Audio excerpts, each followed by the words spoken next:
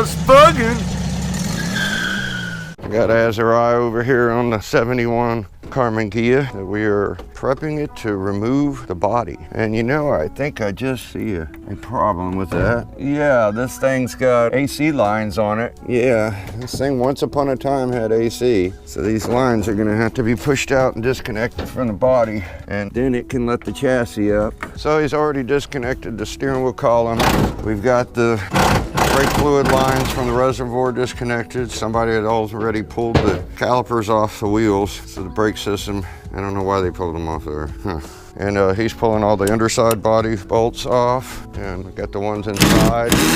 I figured out a point to put the body off back here. We're gonna remove the deck lid and the hood, and then we'll just pick it up with an engine hoist. You can just position it. We can raise one end up, run a 4x4 underneath it with some sawhorses, and once we find a good spot to put the 4x4, and then we should be able to drive it out of here. So that's what we're gonna do, among other things I'm gonna be doing. So stay tuned and we'll see how this is gonna work out. Got it all disconnected, body from the chassis. I'm gonna use these 4x4s. I'm gonna back the trailer up a little bit in between these sawhorses.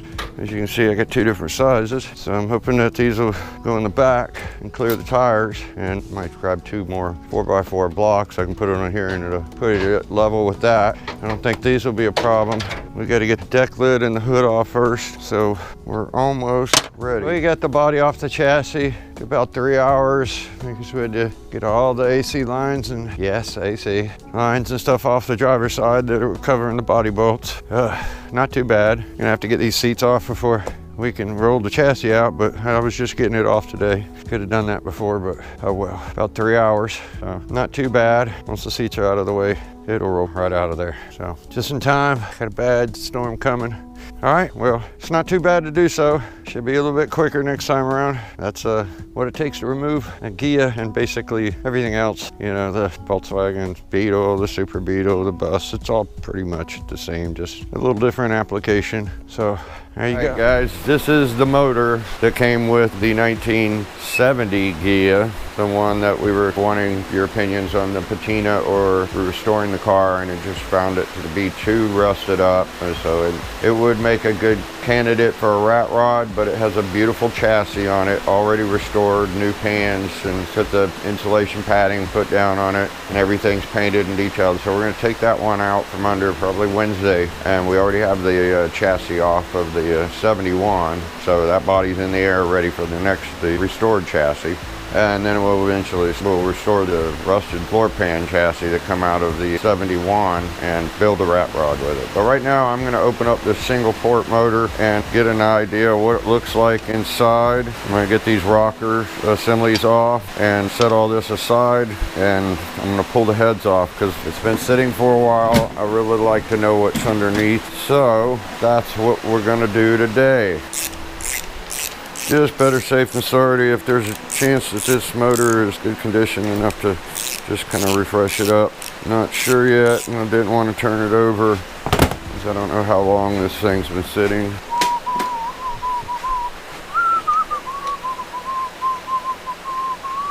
No shims. Good thing to do on a rainy day.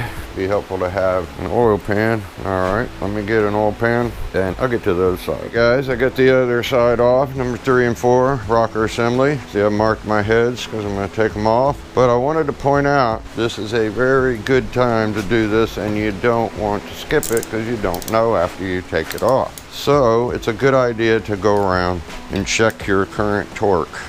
See, that one's 25. Because if one's spinning, this is when you want to find out. That one's 25. That one's 25. That one's 25. Oop. Alright, that's 25. Boy, this one feels pretty loose. Oh boy, that doesn't look good. Yep, we've got a stud loose. Great. Well, now, let me see if I can find this. Now, these are the 10 millimeter ones, if I'm not mistaken. These are the ones that have threads in the block. And I have called a super stud or something. There it is right here inside. So I have one, and it worked on the last one. It worked on the 1970 convertible. So that stud is loose, and maybe this super stud will work.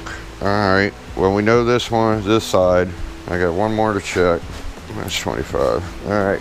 So, see, good reason to check it. I mean, I might get past with the super stud, and you see when it goes in, it has this pattern on it. Now, you see how these are fine threaded. This is the same thread, but it's bigger, and the threads aren't tight, you know, with the nice sharp edge to it. They're rounded so that they really burrow in there. It's a pain in the butt to put it in. I made a stud installer, and it took like 17mm bolts, or either you could use these and weld like 3 of them together and roll it down on it, and then but have a bolt in the end of it so it deadheads on this, and it helps to drive it in there.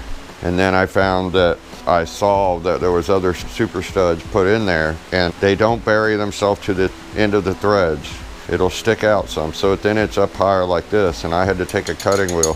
I think it was the exact same one on that last motor. I had to take a cutting wheel and carefully get in there with a small cutting wheel and trim off the edge so it cleared, the rocker cleared it, and I had no problems with it. So let's check that out, see if that's gonna work. Let me get some more baggies, but make sure you do that. I'm gonna get this head off, then I'll go to the other side and check that side. All right, it's still raining like hell here, but got the head released.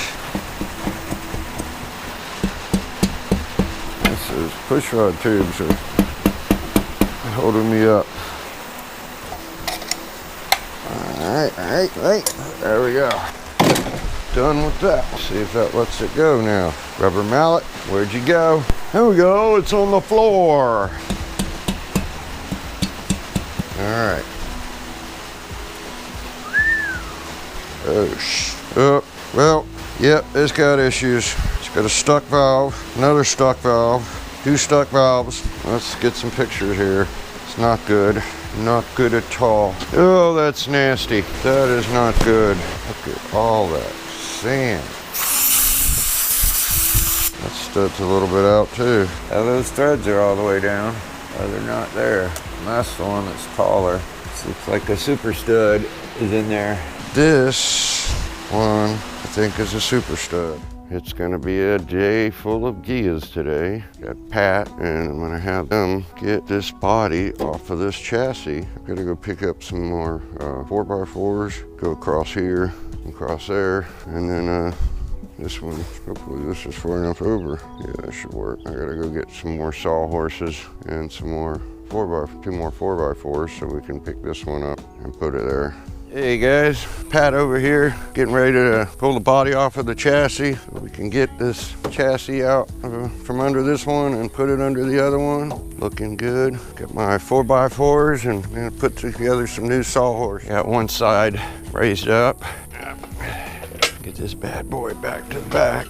Pat's in there getting the last sawhorse together.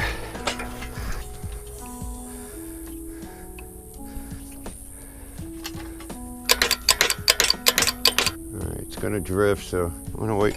This cylinder is starting to drift downward, so I'm gonna wait till he's done with that sawhorse and we'll get that bad boy up in there. Oh, you think that fuel tank's bad? Oh yeah, worthless fuel tank. Yeah, you can see we got it off now.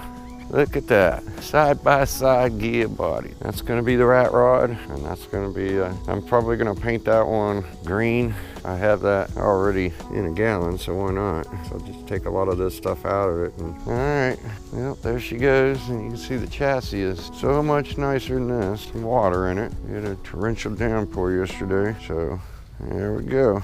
A lot better shape than that other one. It's got new brake lines and everything on it. This chassis is ready to go. New master cylinder, but I need to plug these up. I don't know if water got in there yet. Fuel line freaking exposed and everything.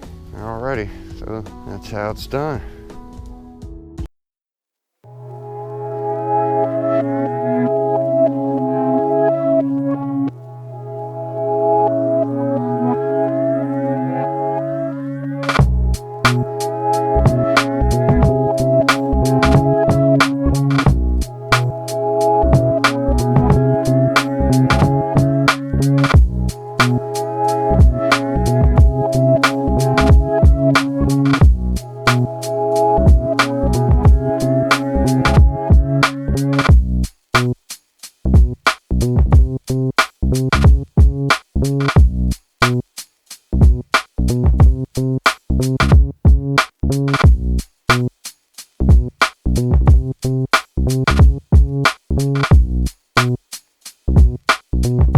guys, we're over here at the Ghias, Pat and I, and we've got the chassis up underneath it, as you can tell, and we're about to start lowering it back down. It's going to be interesting. See what we can get here. It's easier going up than it is to come down on it. Yeah. Oh, yeah.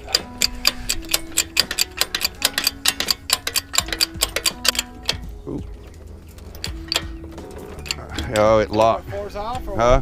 Yeah, we're gonna pull the boards out. Boy, I need all these 4x4s back. Now we gotta pay attention to all these things hanging down. And believe it or not, this car had AC at one point. I need to get that out of here. Whoa! Because it's an old lift and it probably needs a new cylinder packing in it. So if you could, you pump it up. Pump it up, like the song goes. Pump it up. Yo, pump up the jam. A little louder. Damn, I should have came over here and got these AC lines out. All right, guys, we're gonna see what we got. I got those AC lines off slowly.